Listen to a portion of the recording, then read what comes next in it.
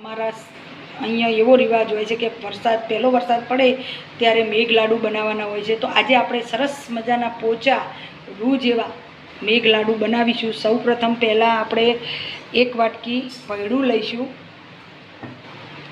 એનાથી થોડી ઓછી સોજી લઈશું, અડધી વાટકી ચણાનો લોટ લઈશું, 2 ચમચા મોટું ઘીનું મોયણ લઈશું અંદર, અને ઘીથી આપણે મોયણ આપી અને ગરમ પાણીથી, હુંફાળા પાણીથી એના લુવા વાળીશું. ધીરે ધીરે ગરમ પાણી બધું એકી સાથે બોધી દેવાનું નથી, પણ ધીરે ધીરે પાણી ઉમેરી અને કઠણ કડક લોટ બોધવાનું છે. એક સરખા બધા આપણે ગરમ પાણીથી જે લોટ બોધ્યું હતું એના લુવા વાળી દીધા છે. હવે આપણે તેલ ગરમ મૂક્યું છે, એની અંદર તળી દઈશું.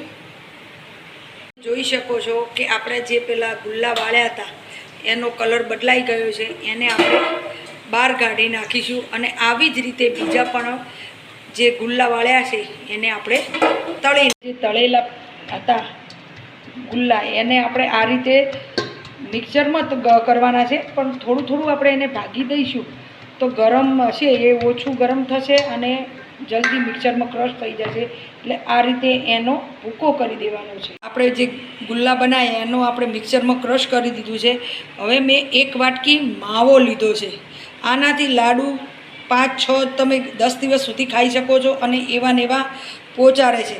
આપણે આ જે છે ગુલ્લા આપણે ક્રશ કર્યા એની અંદર આ માવાને મિક્સ કરી દઈશું. એક તવલું લઈશું, એની અંદર 1 વાટકી ઘી લઈશું, દેશી ઘી લઈશું, અને મેં ગોળ જે છે એ કટિંગ કરીને રાખ્યો એ આપણે એની અંદર પા કરવાનો છે. જો આપણે ગોળ ઓગળે એટલો જ પા કરવાનો છે, વધારે પડતો પા કરવાનો નથી. હવે આને આપણે જે મિશ્રણ છે એની અંદર નાખી દઈશું. જે આપણે ગોળનો પા કર્યો એ આપણે આની અંદર નાખી અને હવે ફાઇનલી લાડુડી વાળવાની છે. થોડું એની અંદર કાજુ બદામથી આપણે મિક્સ કરીશું.